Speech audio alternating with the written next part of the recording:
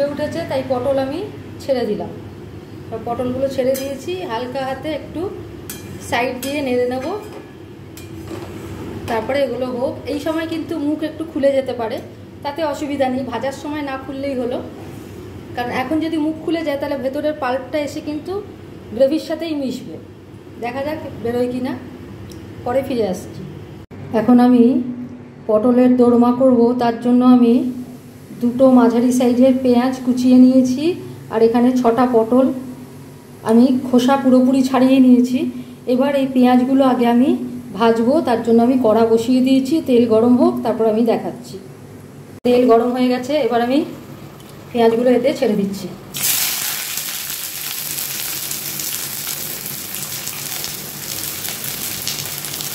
এর মধ্যে একটু কাঁচা লঙ্কা কুচিয়ে দেবো। এবার এতে এই দুটো কাঁচা লঙ্কা আমি দিয়ে দেবো পেঁয়াজের মধ্যে, কুচিয়ে কেটে দেবো। এইভাবে আমি কুচিয়ে কেটে দেবো, দিয়ে দিচ্ছি একদম ডাইরেক্ট কড়াতেই দিয়ে দিচ্ছি, কড়াতে ডাইরেক্ট দিয়ে দিচ্ছি।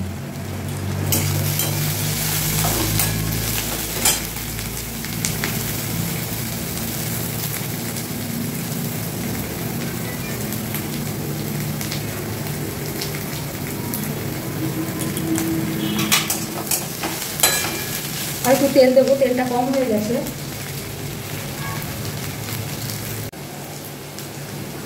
তেলটা কম হয়ে গেছে, তেল দিচ্ছি আরও।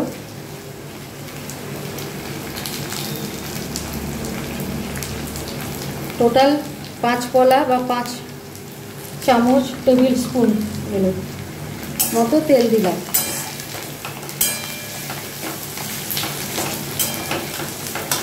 এবার এতে একটু নুন দিয়ে দেবো, নুন দেবো যাতে এগুলো একটু নরম হয়।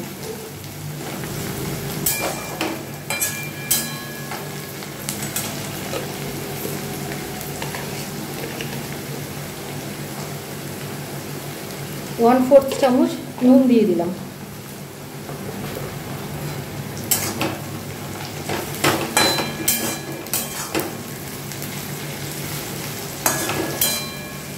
এটা ভাজা হোক, ততক্ষণে আমি পটলের ভেতর থেকে বীজগুলো বের করে নিচ্ছি।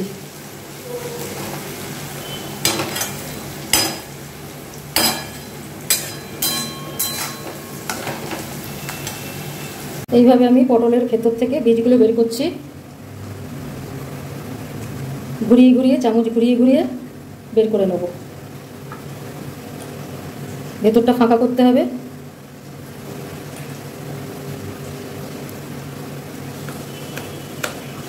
ব্যাস হয়ে গেছে। ওদিকে একদম মাথা কিন্তু বন্ধ, খুলে দেবো না, একদিকে মাথা এরকম খোলা থাকবে আর একদিকে বন্ধ থাকবে, তা নাহলে পুরটা বেরিয়ে যাবে। সেই জন্য চামচের পেছন দিয়ে, ছোটো একটা চামচের পেছন দিক দিয়ে আমি বের করে নিচ্ছি। যে যেভাবে পারেন, অনেকে ছুরির পেছন দিয়েও বার করে, ছুরির মুখের ওখান দিয়েও বের করে নেন, যার যেভাবে সুবিধা সে সেভাবে বের করে নেবে। ব্যাস এটা আমার হয়ে গেল একদম। এই যে সুন্দর, এই যে এর ভেতরে কিন্তু একদমই কিছু নেই, ফাঁকা। এইভাবে বাকিগুলো করে আমি দেখাচ্ছি। পেঁয়াজটা আমার অনেকটা ভাজা হয়ে গেছে। এবার ওতে আমি দিয়ে দেবো পোস্ত বাটা, অনেকটা পরিমাণ পোস্ত বাটা দিয়ে দিচ্ছি। পোস্ততে আমার একটা কাঁচা লঙ্কা দিয়ে বাটা রয়েছে।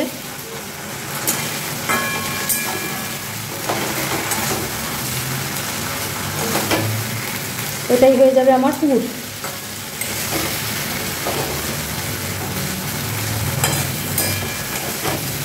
এগুলো বানিয়ে নিয়ে ফিরে আসছি। আমার পুরটা ভাজা হয়ে গেছে, একদম জল পড়বে না, ভাজা ভাজা করে নামিয়ে নিচ্ছি। লাল লাল হয়ে গেছে, গন্ধ একটা সুন্দর বেরিয়েছে। ব্যাস এটা আমার পুর। এবার এটা আমি গ্যাস বন্ধ করে দিলাম, ঠান্ডা হতে দেব। ততক্ষণে আমি পটলগুলো ব্যবস্থা করে আসছি, নামিয়ে নিচ্ছি। আমি পুর ছড়িয়ে দেবো ঠান্ডা হওয়ার জন্য। আমার পুরটা নামিয়ে নিয়েছি, এবার এটা আমি ঠান্ডা করতে দেবো। ততক্ষণে পটলের ভেতর থেকে সব বীজগুলো বের করে নিয়ে ফিরে আসছি, তারপর দেখাচ্ছি। আমার পটলের বীজগুলো সব বের করে নেওয়া হয়ে গেছে, প্রত্যেকটা বীজ বের করে নেওয়া হয়ে গেছে এইভাবে। এইবারে আমি এগুলোকে কি করছি দেখাচ্ছি। কড়াতে একটু তেল দিয়ে দিচ্ছি, ওই কড়াটাই একটু পরিষ্কার করে এবার একটু ওতে তেল দিয়ে দিচ্ছি, সামান্য তেল দেবো, বেশি তেল দেবো না। এবার এতে পটলগুলো একটু নুন হলুদ মাখিয়ে বা শুধু নুন মাখিয়ে একটু ভেজে নিচ্ছি, একটু এতে নুন মাখিয়ে নিচ্ছি।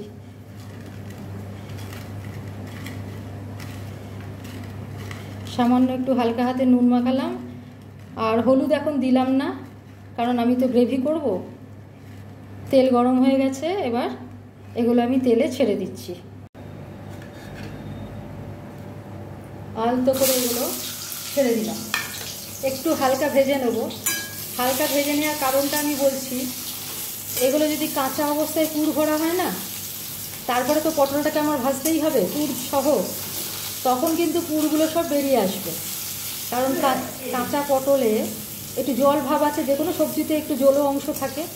এবার ওইটা যদি নুন দিয়ে একটু ঘেটে নিই, নতুনদের উদ্দেশ্যে বলছি, পুরনোরাও অনেকে জানেন না আর কি, তো যারা জানেন না তাদের জন্য বলছি, যারা জানেন তাদের তো বলবো না, তারা এক্সপার্ট, ঠিক আছে। তো আমি নতুনদের উদ্দেশ্যে বলছি, যারা জানে না, একটু কিন্তু জলটা কমিয়ে নিতে হবে পটলে, তা নাহলে পুর করে ভাজতে গেলেই কিন্তু পুরটা পুরো বেরিয়ে আসবে। সেই জন্য হালকা করে একটু ভেজে নিয়ে তারপরে দেখাচ্ছি। এত জোরে আওয়াজ হচ্ছে, আঁচটা আমি বাড়িয়ে দিয়েছি, তার মানে এগুলো কিন্তু জল বেরিয়ে আসছে। ব্যাস, এবার আমি এটা নামিয়ে নেবো। মোটামুটি জলটা কিন্তু অনেকটাই বেরিয়ে এসছে, নামিয়ে নিচ্ছি। এবার গ্যাস বন্ধ করে দিলাম। একদম শুকনো পটল ছিল, সেগুলো থেকে জল বেরিয়ে দেখুন কী অবস্থা হয়েছে।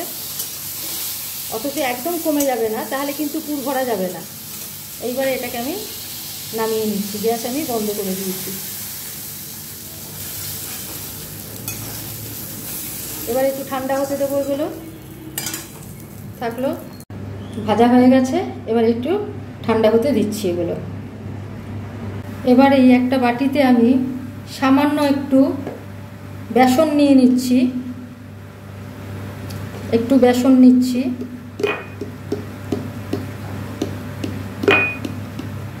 এতে একটু সামান্য নুন দিয়ে দেবো,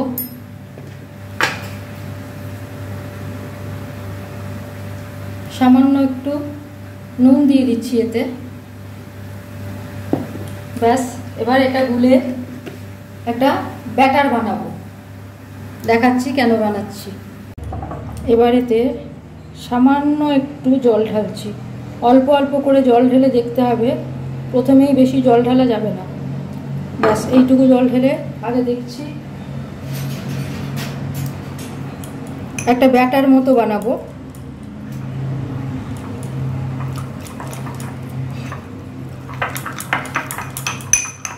হ্যাঁ, এতেই আমার হয়ে যাবে, একটু বেশি ঘাটলে পরে।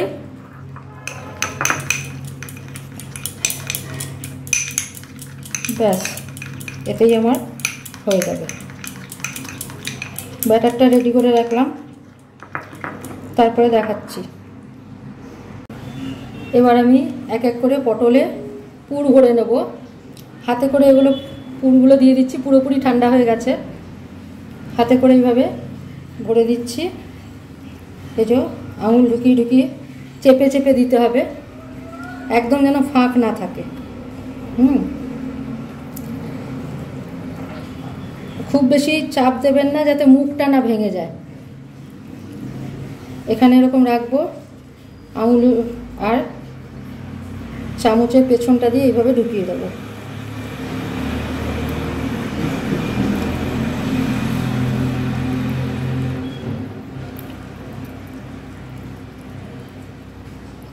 এই যে, তাহলে পেটটা কিন্তু মোটাই থাকবে, পেট যেন ঢুকে না থাকে, সব জায়গাতে সমানভাবে পেটটা মোটা থাকবে।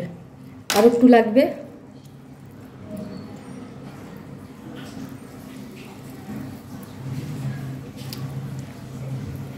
এইভাবে মোটামুটি সবগুলো আমি ঢুকিয়ে নিয়ে তারপরে দেখাচ্ছি।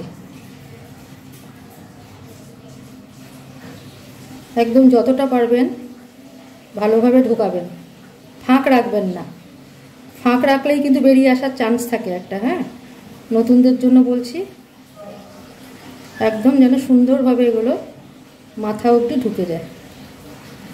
সাইডেও একটু প্রেশার দেবেন চামচের পেছন দিক দিয়ে। আমি ছোটো চামচটা নিলাম না, ছোটো চামচটা খুব ধারালো, কেটে যেতে পারে। ওই বীজ বার করার জন্যই ঠিক ছিল। এই যে দেখুন কত সুন্দর হয়েছে। আর ভেতরে ঢোকানো যাচ্ছে না, এটা পুরোটাই ভরে গেছে। বাকিগুলো ভরে নিয়ে আমি ফিরে আসছি। এবার এই পটলগুলোর এই যে মুখগুলো আছে, এই যে বেসনটা গুলেছিলাম, বেসন দিয়ে মুখটা বন্ধ করে দেবো। এইভাবে বেসন দিয়ে মুখটা বন্ধ করে দেবো। যার জন্য আমার অল্প বেসন লাগবে, অল্প বেসন হলেই হবে। জাস্ট মুখটা এইভাবে বন্ধ করে দেয়া। এই যে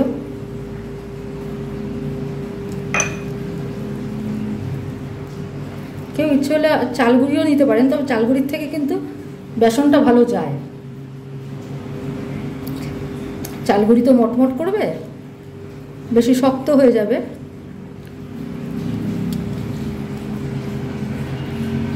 সবগুলো এরকম করে নিয়ে ফিরে আসছি। এবার আমার তেলটা গরম হয়ে গেছে। এবার আস্তে আস্তে এক এক করে পটলগুলো আমি ছাড়বো। পটল ছাড়তে গিয়ে আমি কিন্তু এই বেসনের দিকের মুখটা আগে ছেড়ে দেবো। এইভাবে একটু ধরে রাখবো যাতে এটা লেগে যায়, ব্যাস। এইরকমভাবে এক এক করে সব ছাড়বো।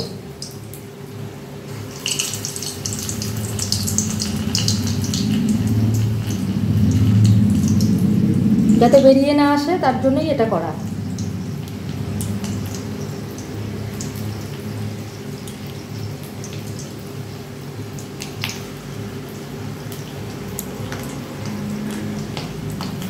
ব্যাস হয়ে গেল। এবার আমি আস্তে আস্তে ভেজে নিয়ে দেখাচ্ছি। একটু ভাজা হয়ে যাক বেসনটা, ঢাকা দিয়ে দেবো। আমার সুন্দর লাল করে এগুলো ভাজা হয়ে গেছে। এবার এগুলোকে আমি তুলে নেব, কারণ আমি গ্রেভিতে দেবো। কেউ ইচ্ছা করলে কিন্তু এইভাবে ভেজে শুকনোও ভাতে খেতে পারেন আর কি, ডালের সাথে ধরুন ভাজা হিসাবে খেলেন, সেটাও খাওয়া যায়। কিন্তু আমি এটা গ্রেভিতে দেবো এবার, তাই জন্য এবার এটা আমি তুলে নিচ্ছি। এই তেলেতেই দিয়ে দিচ্ছি কিছুটা 1/4 টিস্পুন গোটা জিরে।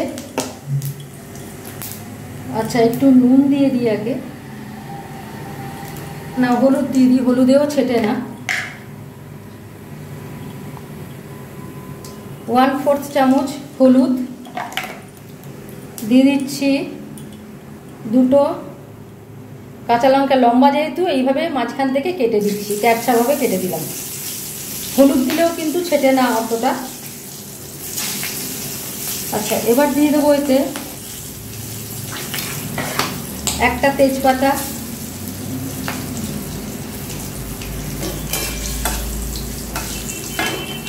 এবার এতে দিয়ে দিচ্ছি পেঁয়াজ রসুন বাটা। আমার তো বাটা থাকে, তো পেঁয়াজ রসুন বাটা 2 চামচ, 3 চামচ, 4 চামচ মতো দিয়ে দিলাম পেঁয়াজ রসুন বাটা। আচ্ছা, দিয়ে দিচ্ছি আদা বাটা 1 চামচ, দিয়ে দিচ্ছি টমেটো বাটা 1 চামচ। এবার এগুলো একটু ভাজছি, নেড়ে নিচ্ছি একটু।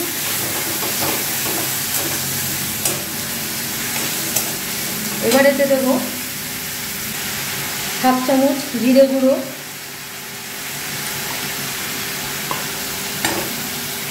আর দিয়ে দিচ্ছি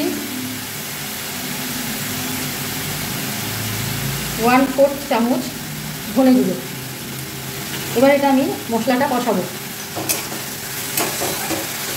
একটু নুন দিয়ে দেবো আন্দাজ মতো।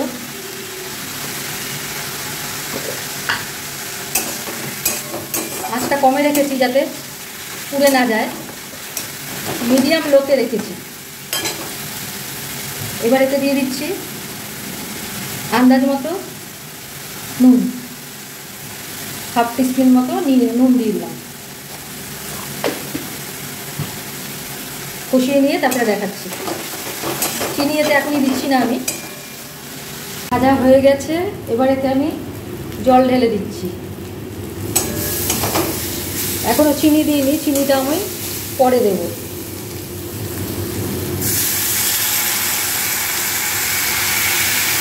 আঁচটা কমিয়ে নিচ্ছি।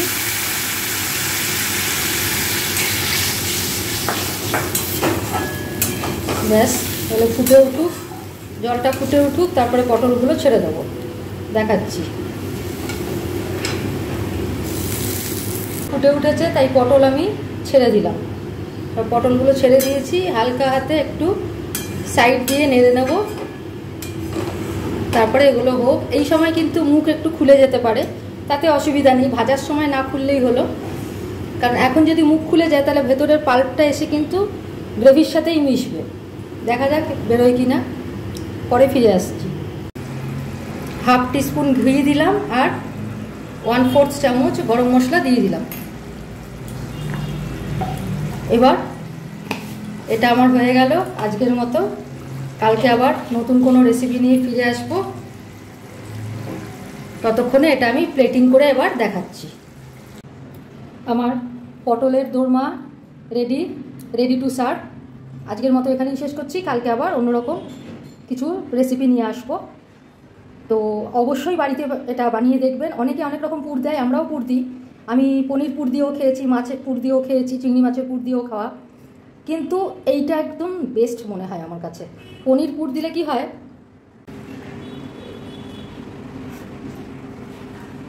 পনির পুর দিলে আমার কাছে অন্তপক্ষে একটু মিষ্টিটা বেশি লাগে। তো পনির পুর দেওয়ার আমি ঠিক পক্ষপাতী নই। এইভাবে অবশ্যই করে দেখবেন, খুব ভালো লাগে। ধন্যবাদ। আজকের মতো রান্না এখানেই শেষ। কালকে অন্য কোনো রেসিপি নিয়ে ফিরে আসছি।